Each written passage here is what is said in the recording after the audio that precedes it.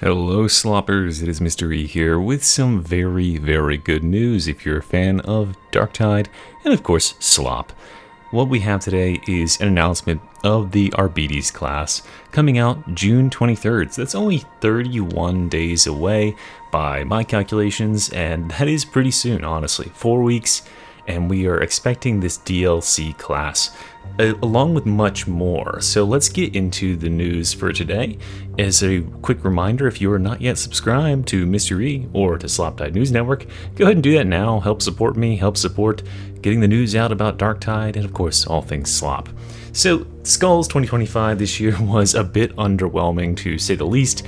I, like many others, was kind of annoyed by the amount of Warhammer slop games. It seems like everything that Warhammer is coming out with this year is just card games and mobile games. There are a few notable inclusions, such as like Bolt Gun 2 and stuff like that coming out, but more importantly than all of that, we had the reveal of Darktide's first ever additional player class. This is a DLC class. It will be releasing on the 23rd with a price of $11.99. Now, I initially thought that this would be a similar pricing structure to how they did in Vermintide 2, where the base class was like, I think it was $5, and then you could get a premium version of the class for $13 that had additional cosmetics, but it seems like they are just going the straight normal version for $12. Let's go ahead and take a look at the full release trailer, where we can see how that teaser trailer we saw previously works into the whole scheme of things.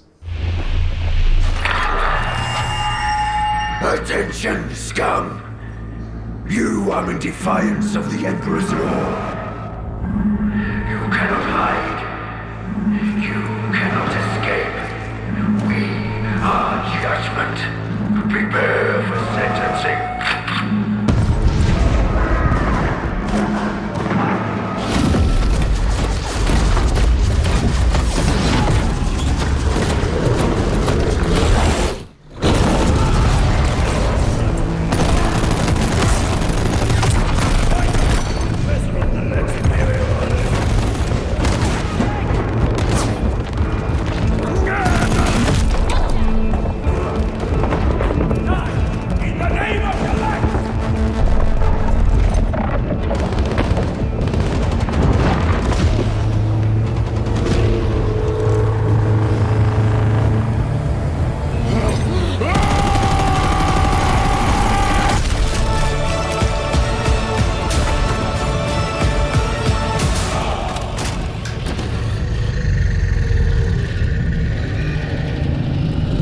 So damn, that is pretty cool. So what can we gain from the trailer here? Well, we've got looking like Judge Dredd, the Arbitrator or the Arbites class, coming in with the Cyber Mastiff, as yours truly predicted several days ago, and we seem to have some sort of, maybe this is the Executioner shotgun or a bolt shotgun that players were telling me about. It seems to be incredibly powerful. It's got slug type properties where it can shoot at long range. I'm sincerely hoping that this means a rework is in the works for all shotguns while that is concerned. So let's read on about what they actually have told us about this class so far, and anticipate that over the coming weeks you will be getting more updates from both Fat Shark and from yours truly about what exactly is coming in this full update. They'll be doing trickling out the content just like they have in the past updates, one part every week. So what are we going to be doing with this Arbites class? Well, you are an enforcer of the Lex Imperialis, which is just the imperial law, and it is your job to chase down heretics and traitors, and you are basically kind of like a zealot, but with a more lawful bent, is how I'm reading into it. And it says a devastating array of new weaponry, so I'm expecting a good number of new weapons with this class. I mean, we saw one there already, and they talk about a few more in this post. Obviously, the focus of the whole thing, the thing that's drawing most people's attention, is that sweet pupper, the Cyber Mastiff. You can direct the dog to take down enemies, disable priority targets, and provide critical support to your strike team. So if you're counting, based on what my approximations were, my guesses about this. We have someone who can disable targets. We have someone who can take down enemies, so like an assassin mode and a defense or a hampering mode, and providing support to your strike team, which is one of my main claims, was there would be a utility role for this dog where it can pick up allies or provide them resources in some way. This is no pet, it's a fearsome weapon. There are going to be 80 talent nodes in the new tree. I'll have to do some research and see how that compares to our current trees. For instance, specifically the Ogren's tree, because that is, you know, sort of gold standard I want them to be basing this on.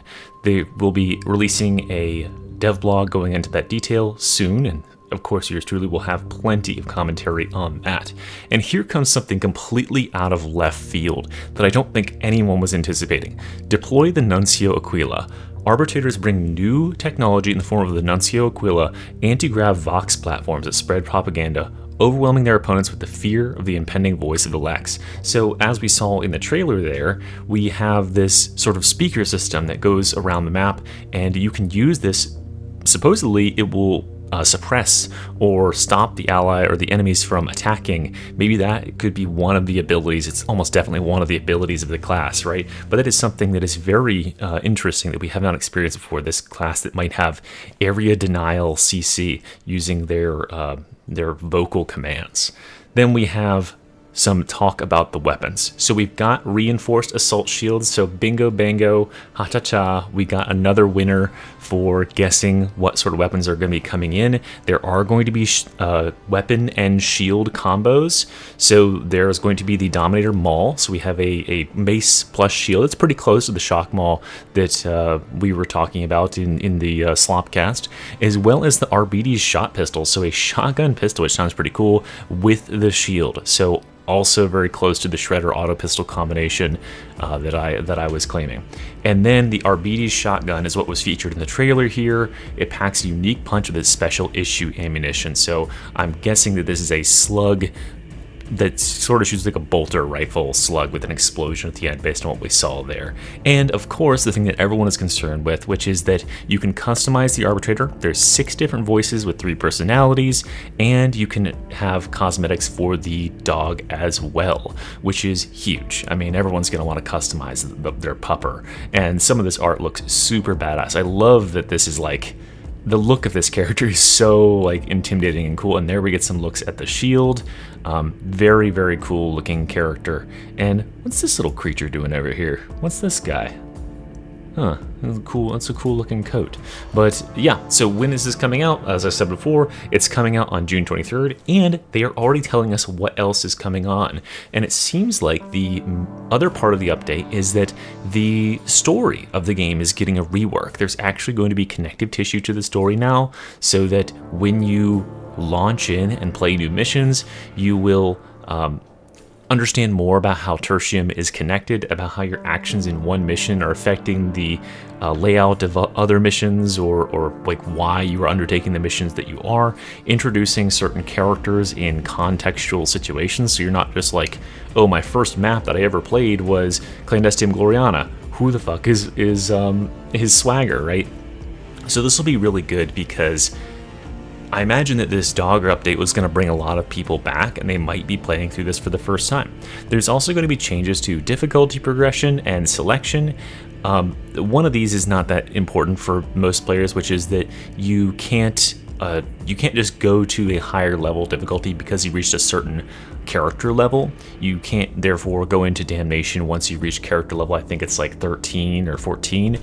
Because obviously a lot of players who reach 14 are not ready. If you failed every single mission, you can still make it to 14 and then slam yourself into Damnation and get absolutely destroyed. And that's not a good experience for anyone involved. So they've changed it so that you have to complete a certain number of missions at each progressive difficulty in order to rank up to the next one, which does make a whole lot of sense.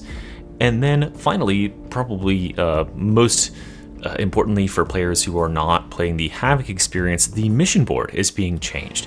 And now, if there is a mission in rotation with a certain set of modifiers, it is available at every difficulty level. So this is going to get rid of the frustration of oh, there's the mission, the map that I wanted to play with a good set of modifiers. Oh, but it's only Heresy. I wanted to play it on Auric Damnation. Oh, you know, I don't want to play a Damnation mission, but I do want to play that map for a penance that I'm doing. You know, that sort of frustration is going to be gone. I also really hope that there is going to be an introduction of some more mechanics and some more modifiers, since they are focusing some effort on reworking the mission board, because I feel like the mission board has been left behind with the advent of Havoc. There are a ton of new mechanics that they could be working into rotating modifiers within that mission board that we are not seeing for, you know, for the normal, quote-unquote normal players. So that's it for the reveal so far, guys. I thank you very much for tuning in and watching. As I said, there'll be a ton more information to come out in the weeks to come. I will be covering all of it in real time, and of course giving you much more breakdowns, and especially look for all of this stuff to really come to a head around the 23rd of June, because you know I will be all over it. Anyway, as I said, appreciate you for watching. Mr. E is out of here. Bye.